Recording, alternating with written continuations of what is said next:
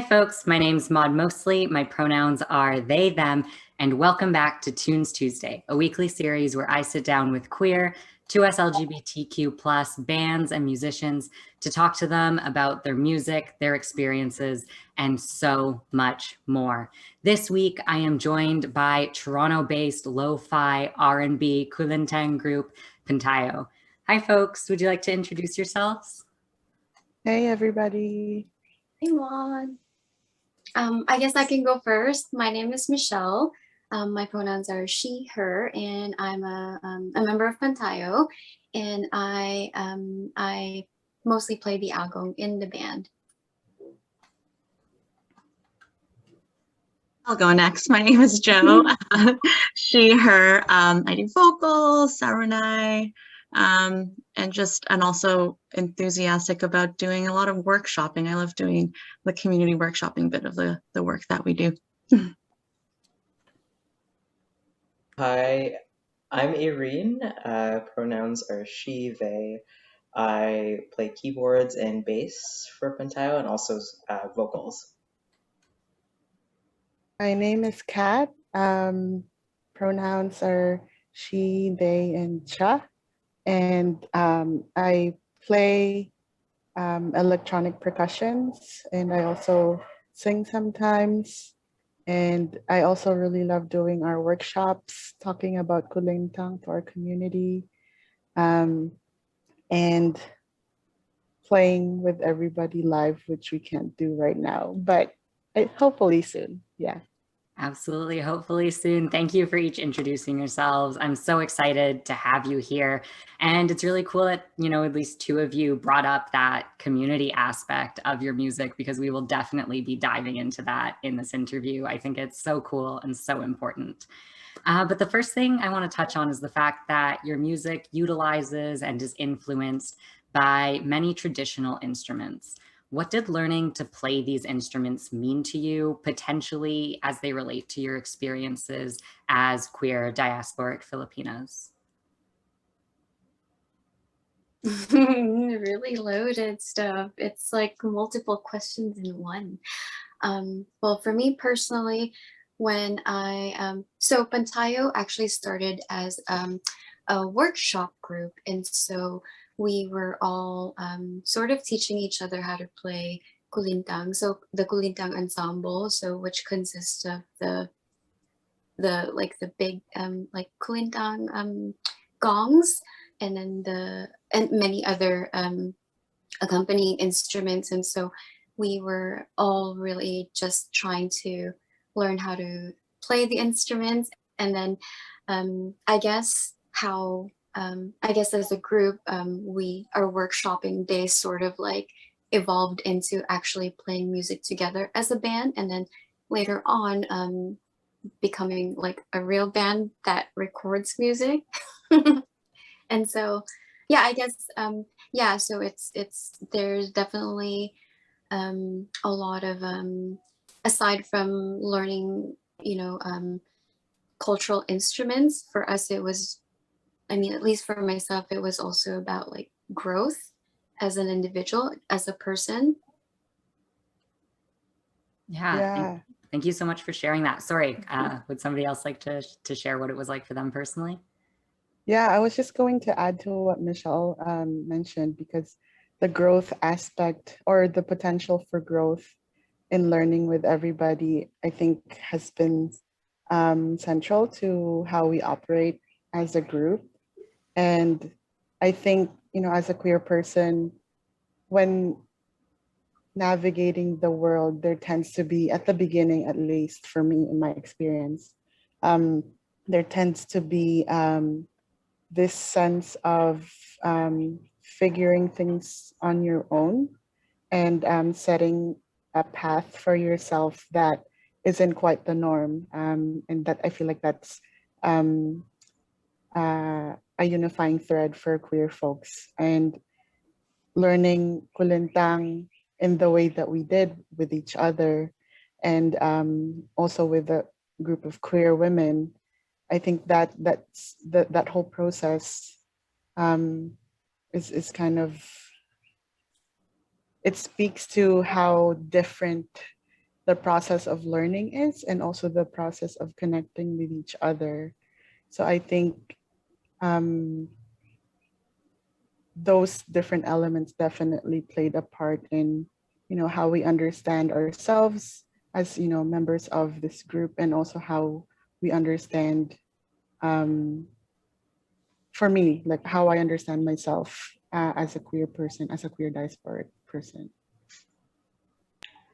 Absolutely. It sounds like you've gone through a lot of growth as a group, like all together. Like there's been so many, shifts and changes, and it sounds like it's been a really supportive environment for each of you to be in. What I love about kulintang is that it's an instrument that you play with others. It's a very community collective oriented instrument, and like looking at all the separate instruments and how they come together, it's just everything just kind of just like jives, and you get into a groove. It feels like intuitive. It just feels, it just really does feel like such a collective activity. um, like for me, like I learned mallet percussion, like xylophone, before kulintang. So I feel like moving on to like kulintang and like how atonal it is, but how everything just seems to fit together. I think that really shifted, I guess, my mindset when it comes to like composing music and making music. Yeah, definitely. And speaking of that, community aspect, your 2020 music video for Hetona highlights, so much joy and community coming together through music, as you've just been talking about. So why is highlighting those aspects within your art so important to you?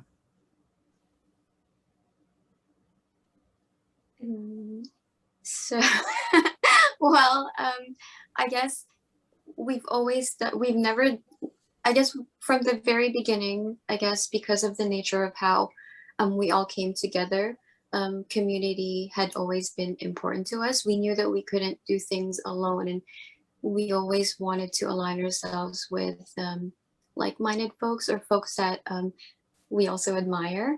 And so that was also like an opportunity for us to work with like folks that we admire. So that's one of the reasons why that project sort of came together the way that it did.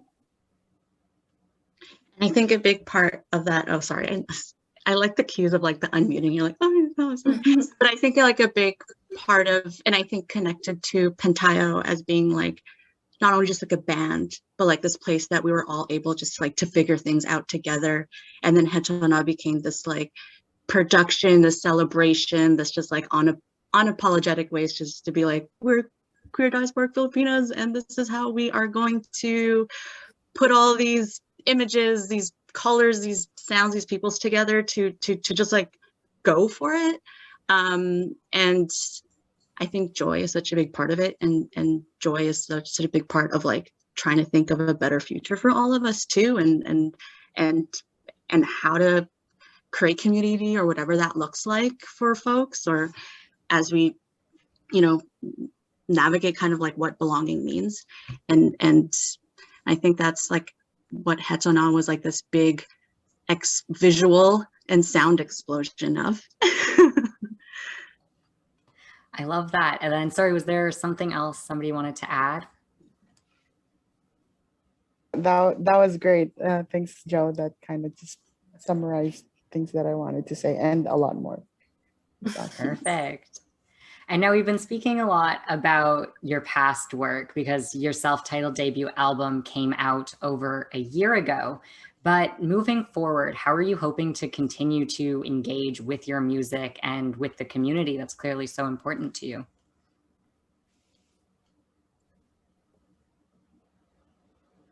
It's so tricky thinking about that in like COVID-19 mindset. We were like, I just want to go around and give people hugs, or like be like, here's the mallet, let's go play. But I was like, oh, gotta make sure it's sanitized and all this stuff.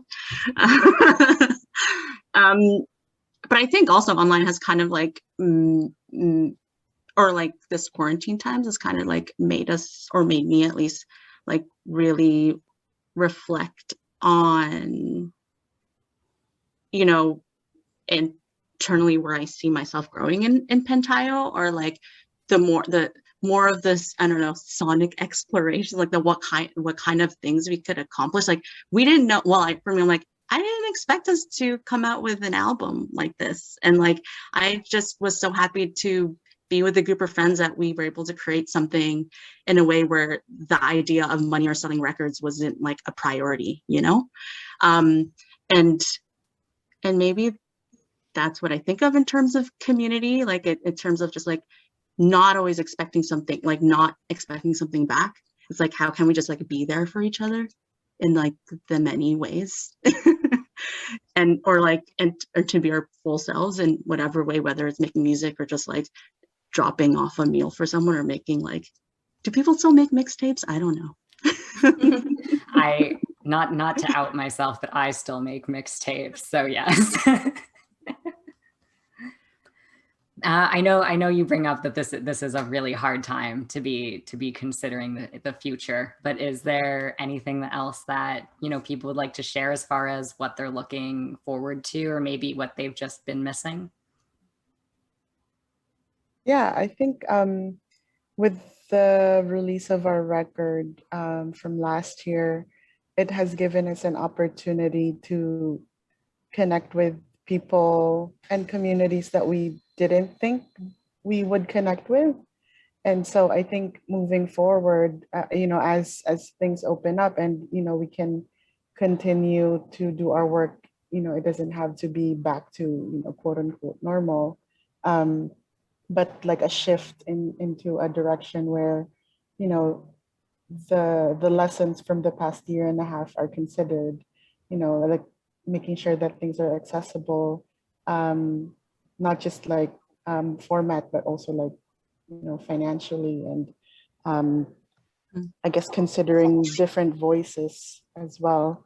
So I think what is exciting, I think for me moving forward, is to continue, you know, having a sense of what community could look like, and dreaming up that future of what community joy could be.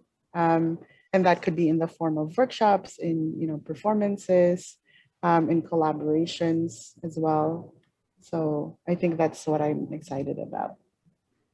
Definitely. I think that is such a hopeful outlook. And I really appreciate you sharing that here, where, you know, a lot of us are looking at the world feeling pretty bleak right now. And so I think that's a really helpful piece to share. Thank you. And with that, you know, we have come to an end, but I highly recommend for everyone watching this, go check out the music videos that we've mentioned, the album that we've mentioned, at all the links below. And thank you so much to all of you for joining me. Stay tuned for next week, and Pantayo will be playing us out.